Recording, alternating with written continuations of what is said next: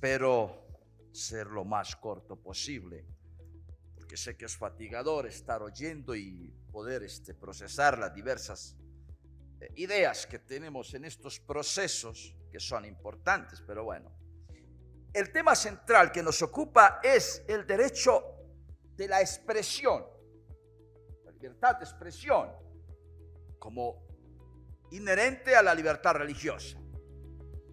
Y se hace necesario en una sociedad como la nuestra efectivamente garantizar el derecho a la expresión, que es dentro del campo religioso, implica exponer nuestra fe, exponerla, mas no imponerla. Y eso tiene relación también con el derecho del otro a entender esa exposición de la fe.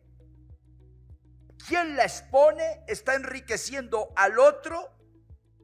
Quien la recibe está conociendo a esa parte diferente, a esa pluralidad con que se expresa el mundo de los hombres y las mujeres de fe. Entonces, derecho a exponer la fe. Pero cuidado, exponerla no implica que al hacerlo yo tenga que violentar la fe del otro. En un mundo donde la mayoría tratamos de cambiar a las personas de dirección, mas no en su corazón, porque el problema de la sociedad y el mundo actual es ontológico, no es ideológico. Una persona corrupta, ya sea de esta o aquella ideología, de esta o aquella religión, generará traumas, confrontación y problemas a la sociedad. La religión está para transformar el corazón del hombre. Ese derecho a la libertad de expresión entonces implica eso. Yo expongo mi fe. Te la expongo, no te la impongo. Tú te enriqueces conociendo mi fe y yo me enriquezco conociendo tu fe, tu confesión, tu religión. ¿A qué nos lleva eso? Mucho le pedimos a la Dirección de Asuntos Religiosos de la Nación o a nivel municipal que hagan el trabajo que los religiosos no hacemos. Ustedes tienen que garantizar la libertad religiosa, pero ustedes deben permitirnos a nosotros imponer nuestra fe. No, ese no es el camino. Ellos solamente son árbitros, pero los que tenemos que llevar a plenitud la libertad religiosa, los primeros que tenemos que hacerlo somos nosotros. Y entre ello implica el derecho a no creer y a entrar en diálogo con esas comunidades ateas y agnósticas que también hacen parte de este mismo barco. Y segundo, y muy importante, es conocernos para no juzgarnos, porque quienes violentan primero la libertad religiosa son los líderes y ministros de culto. Cuando desprecio al otro porque no es parte de mi propia confesión, olvidando que al final toda religión tiene un principio. Dios nos creó, y si es único el creador, ¿por qué nosotros dividimos, marginamos y violentamos al otro porque tiene una confesión diferente? Finalmente, no hablamos de amor. Y si Dios es amor, todo ser humano, según los cristianos, hecho a imagen y semejanza, y creo que las religiones abrahámicas, entre otras cosas, hecho a imagen y semejanza de Dios. Entonces alabamos a Dios en el templo, pero como diría Juan Crisóstomo, lo cubrimos con cáliz de oro en el templo y afuera lo dejamos morir de hambre. O cubrimos su altar con manteles dorados y afuera lo dejamos morir de frío. Y a veces somos incapaces de unificarnos para poder llegar a la acción. Entonces implica primero esto, el derecho a exponer la fe y el deber que tenemos todos de conocer la fe del otro para no juzgarla, para no marginarla, para no condenarla. Si yo conozco que es el Krishna, sabré cómo relacionarme con él. Si conozco que es Scientology, podré tener un concepto propio, porque la verdad es la que yo pueda comprobar, no la que me dice o me venden los medios de comunicación, el internet o la televisión. Hay mucha desinformación. Y nuestro primer deber es dar a conocer con la libertad de expresión lo que somos. Conóceme, no me juzgues. Te conozco para no juzgarte. Eso es muy importante. Porque como dije en una intervención que habíamos hecho por ahí anteriormente, es necesario conocernos para no juzgarnos y para reconocernos.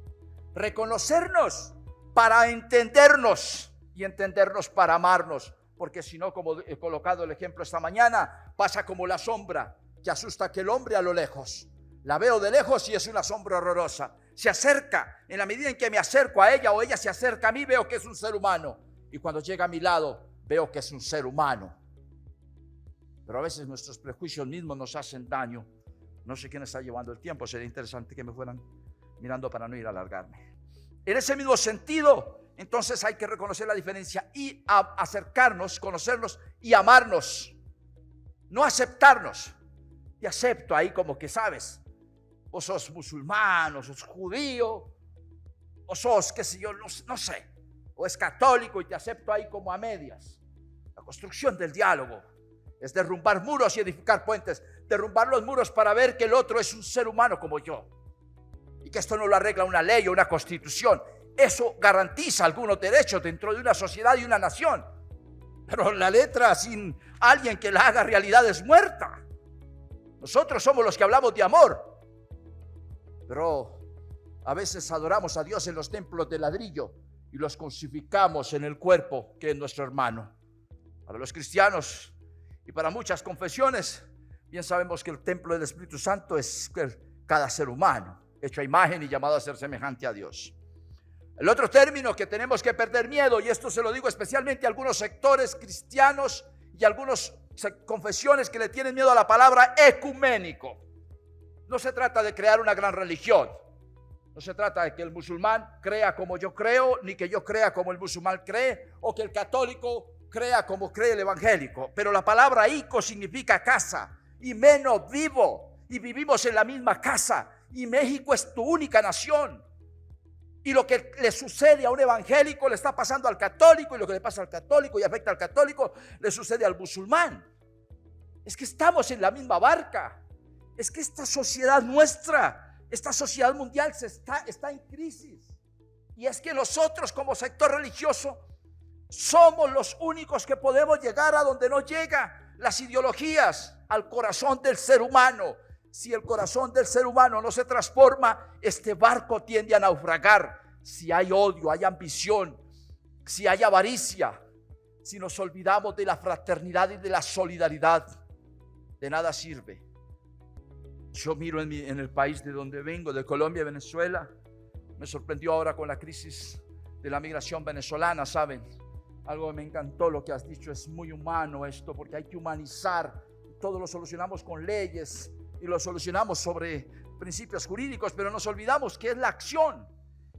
Y me encuentro con que saliendo de San Antonio del Táchira, la primera casa que hay allí es una casa de la Iglesia Católica, que alberga y da comer a los inmigrantes que van a pie para Argentina, 2-3 meses. Más adelante encuentro una casa de la Iglesia Evangélica. Más luego voy a encontrar que está la comunidad judía con Marcos Pekel y una organización que tienen hermosísima, repartiendo agua. Más adelante encuentro que los musulmanes están. Más adelante encuentro que, y nosotros los ortodoxos estamos repartiendo mercados y ayudando a la gente. Encontré a los anglicanos, en fin. Y me di cuenta y me recordé las palabras de Antonio, el fundador del monaquismo en Egipto. Decía: no le hables de Dios a alguien que tiene el estómago vacío, porque no te va a entender. Eso se llama humanizar la fe y hacer que nosotros cumplamos con las labores que tenemos que cumplir, que son las labores del Estado. Entonces vivimos en la misma casa. Ico significa casa, menos vivo. Y si no te gusta que alguien piense o crea diferente que tú, o es ateo o es agnóstico, y no estás en disposición de hablar con él, no sé si te quieras ir a Júpiter o Plutón, pero mientras esté aquí te toca asumir que el otro que está a tu lado, aunque crea o piense diferente, es igual que tú, siente como tú, siente como yo, y que si algo le afecta a él, me va a afectar a mí. Finalmente, navegamos en el mismo barco. Entonces, es muy importante, dentro de eso, el derecho a exponer, la libre expresión, pero también el deber de escuchar al otro. Escucha mi fe y yo escucho la tuya. Escucho la tuya y tú escuchas mi fe. Y vamos a encontrar que hay más cosas en común. Y nos daremos cuenta que podemos hacerlo y que podemos navegar juntos. Yo quiero finalizar. Creo que han pasado ya los 12 minutos. Jesucristo, me alargué. Bueno, Quiero finalizar con un ejemplo. Y me va a perdonar, padre, que voy a usar la iglesia católica y la iglesia evangélica para el ejemplo. Estaban jugando un partido de fútbol. Y había un equipo católico y había un evangélico. Dios, que es misericordioso, dijo: el hombre le di creatividad, inventa cualquier cosa. Y Dios quería ver que eso que el hombre había generado allí, había ayudado a procrear, que se llamaba fútbol. Y Dios se hizo hombre, se encarnó y se sentó en el estadio en la parte de atrás, pero adelante de él había un católico y al lado estaba un evangélico. Y de pronto, el primer tiempo, los católicos hacen un gol y Dios dijo: bravo, bravo. Dios se puso feliz por el gol que hicieron los católicos. Pasó el primer tiempo y vino el segundo tiempo y un evangélico hizo un gol y Dios dijo: bravo, bravo. El católico miró al evangélico, el evangélico miró al católico, dijo: ¿este con quién está? Le dice: a ver, cuéntame. Le dice el católico al evangélico, le dicen: bueno, cuéntanos.